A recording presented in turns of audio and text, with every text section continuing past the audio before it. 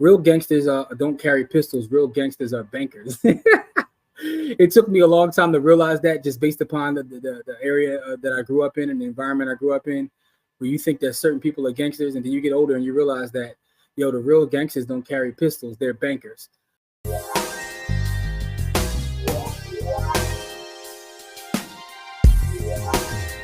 What's up, family? Welcome to this episode of Stack Sats or Die Trying. This is the Bitcoin only show brought to you by the Hood. I'm your host, as I am every week. My name is Jimmy. And, for those maybe tuning in for the first time, this is where we talk about Bitcoin culture, everything going on in the world of Bitcoin. Shout out to everybody for the great feedback. Again, this is one of our most popular shows. And if you're not familiar with our rollout of our shows, Monday is Stack Sats or Die Trying. Wednesday is our, podcast, our flagship podcast about personal finance and Black wealth. And Friday, we do a live stream every Friday, comes on our YouTube as well as our Facebook page. This episode, quick episode, but it's definitely something I want to talk about. Not a PowerPoint this week, but it is an article I want to share with you. And I do have just some thoughts that I, was thinking about in the course of the week. As I'm stacking my sats, I'm out here doing work. But just a thought that I had crossed my mind, and I said, I want to bring that to Monday's podcast, man. And it starts with this. This is how my thoughts are crazy. For those who don't understand how my brain works, which is weird, like I'll have one thought and it just goes to this place, to this place, to this place.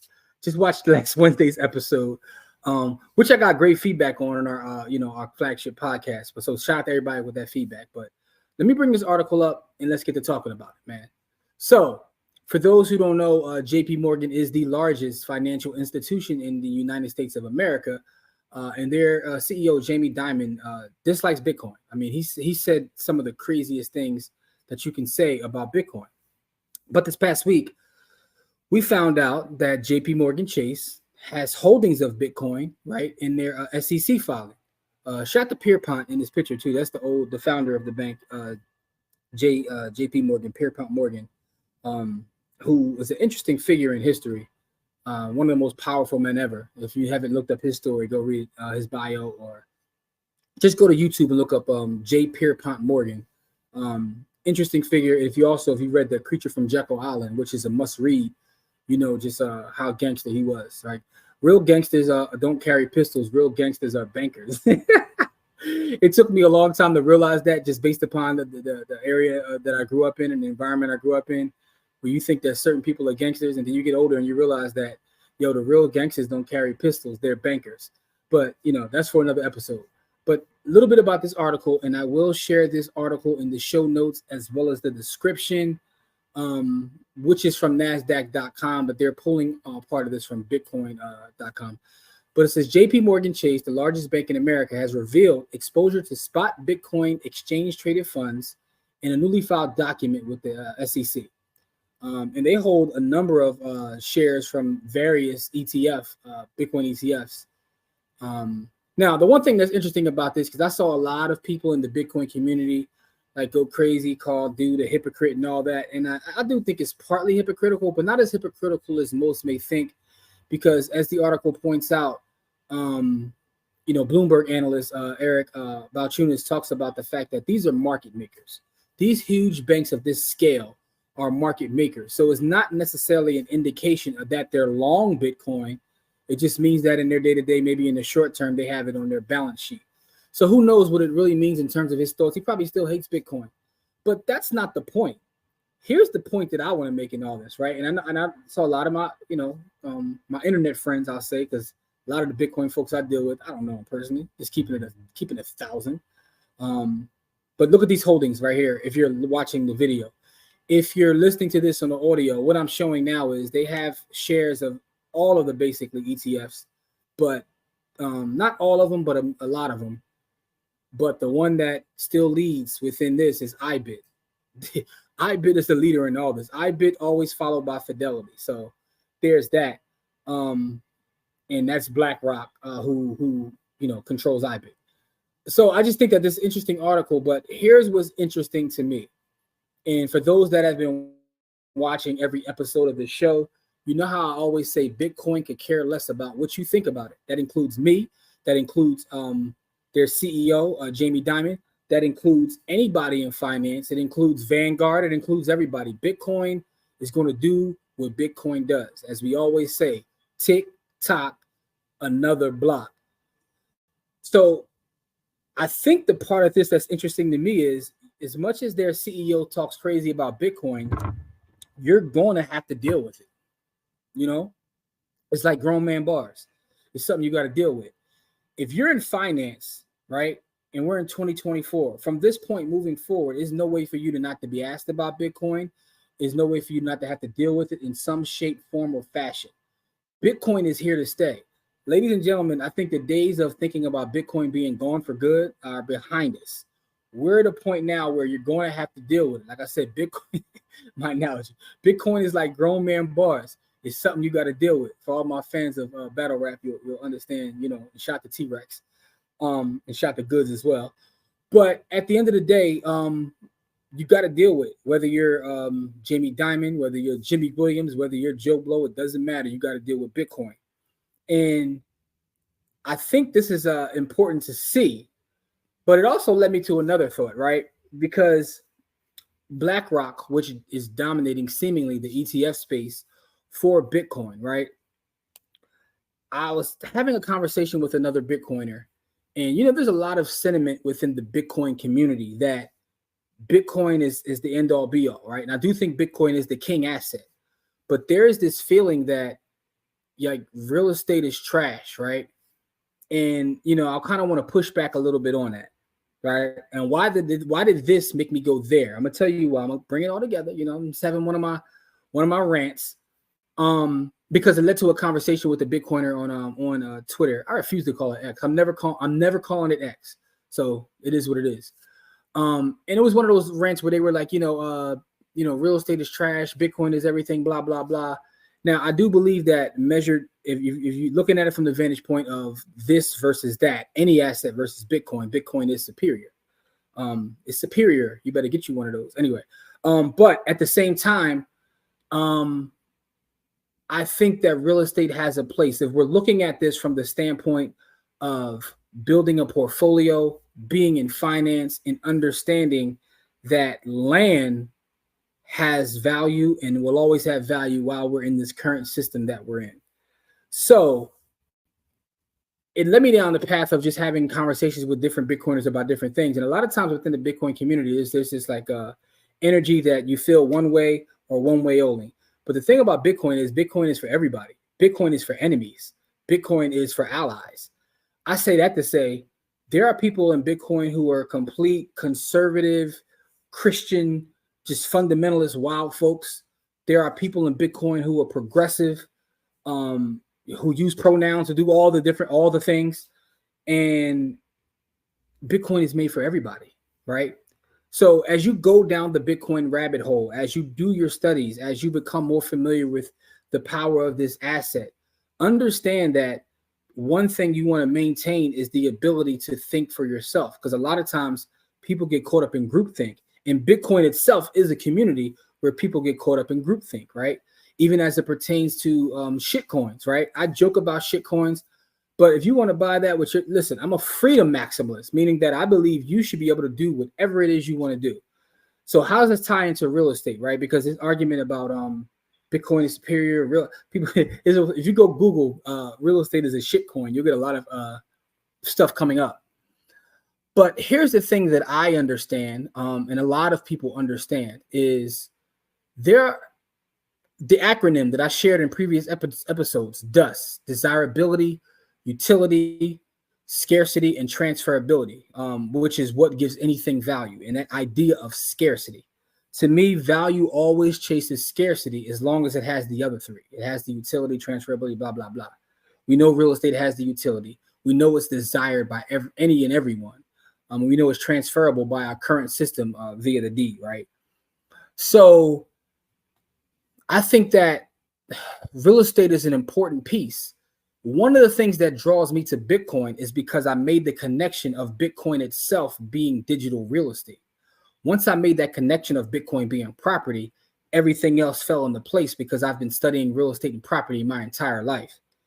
But the thing about property is, again, we're talking about the current system that we live in. The depreciation that you get in your taxes is superior to any other asset class. The land itself will always have value because of scarcity. That is so important. But I also think that the bigger conversation I want to have in today's show is, as you go down the Bitcoin rabbit hole, just be careful of falling into groupthink. Still have the ability to think for yourself. As someone who is in this space, and I've said it several times over, I've made my entire living as an adult within the real estate space, whether that is doing real estate data science, whether that's buying and selling property, whether that's as a landlord, whether it's developing residential sites, investing in commercial sites, doing appraisals and valuation work. I've made my living via real estate. But that is also what draws me to Bitcoin. But the one thing I'll never do is fall for groupthink, right? I don't like to be a contrarian for the sake of being a contrarian, because that's also something that I see. But I like to process data, information, and then come up with my own thoughts based upon my lived life experience. And what I do know is investing to me at this point in my life is simple. I'm a man in his 40s, and investing to me is completely simple. I buy single family residential homes and I rent them. I buy sats every day. I want to wake up with more sats than I want to go to bed with more sats than I woke up with. I buy ETFs and I mind my business. I stay out the way, do my shows on the By the Hood YouTube channel, and rinse and repeat. And it's worked wonders for me. I say that because don't let people talk you out of something that you understand and believe in. And a lot of times I have constant debates on the real estate space with real estate in the Bitcoin space. And what I'm trying to get people to see is life is math, right? Life is simply math. And if I'm able to buy single family residentials, not over leverage, where I have a nice cash flow and eventually pay said property off, it's why I stopped trying to mine Bitcoin, because my real estate brain worked different. The money it would take me to actually, join a mining pool and being a miner, and the results I would get back, I can make more by being a landlord, using my cash flow to buy real estate. When those buildings are paid off, now I have cash flow that's all coming to me after expenses. Now that's mining more Bitcoin. My rental properties are miners. Repeat that. My rental properties are miners. My rental properties are miners. You know, I got to do it 3 times, like shout to Dr. Umar. But I bring that up because I've had several debates, and I see people fall on the other side. It's almost an ongoing debate that people have, whether it's more like whether you should rent or buy. And I think all of these conversations are nuanced and depend upon someone's specific skill set. The thing about real estate is I'm someone who has a specific skill set in real estate to understand when I see a good deal, analyze that deal, and then I have the connections in terms of financing. I have the connections in terms of being able to put a property back together and add value to that situation, just based on my tenure in the space. So I will never get out of real estate as much as I love Bitcoin. And I do think that Bitcoin overall is a superior asset because of liquidity and because of mobility, right? But real estate is what's helped me acquire more Bitcoin. And the funny thing is, I get into these debates because I just like debating sometimes to see how people think. And a lot of people I'm debating with, man, y'all ain't even got a full Bitcoin. Like, and I'm at the point now where, like, yo, and I'm not trying to sound arrogant, but if you ain't got a full coin, man, don't try to argue with me, man. Like, you ain't got enough skin in the game, man. You know what I'm saying? Not trying to sound arrogant or nothing, but that's just where I'm at with it, man. Again, I've simplified things in my personal life. I want to come and share these thoughts with you on this episode of Stack Sats or Die Trying, episode 14, the Stefan Diggs episode. No, that's a matter of fact, let's call it the Brian Greasy episode. For those who remember Brian Greasy, he was number 14. But yeah, man, so never let anyone talk you off your square. If you understand an asset class more than someone, because listen, shout out to my brother Diamond Dave, man. Diamond Dave is the single greatest person I've seen in the options game in terms of shorting companies. That's a specific skill set he has. He knows how to short companies. So it would be crazy for someone, just because, you know, we get online and we get in these specific groups and the groups think to take place, for him to abandon his skill set, which allows him to, you know, put food on his family, for lack of a better term. Shout out to George W. Bush, putting food on his family. That's where I got that from. But anyway, you know what I'm saying? Y'all, some of y'all catching my pop culture reference, some of y'all don't, you know what I mean? But it's all good. This show is typically only built for Cuban links. But my overall thought is be an independent thinker. Stack sats every day, but be an independent thinker. I think that it's just as important to talk about things such as integrity, independent thinking, discipline. All of these things pertain to Bitcoin, pertain to personal finance. And, I want to make them part of the show because it's not just about stacking sats and understanding Bitcoin. I mean, it's about that, but it's also about having a discipline to do so, but also understanding why you should, but also be someone who's a Bitcoiner who's able to be an independent thinker. That's all I really want to communicate, because the thing about Bitcoin is Bitcoin doesn't care about any of our feelings. It's going to do what it's going to do, which is why the thought of JP Morgan getting into space made this thought come to mind.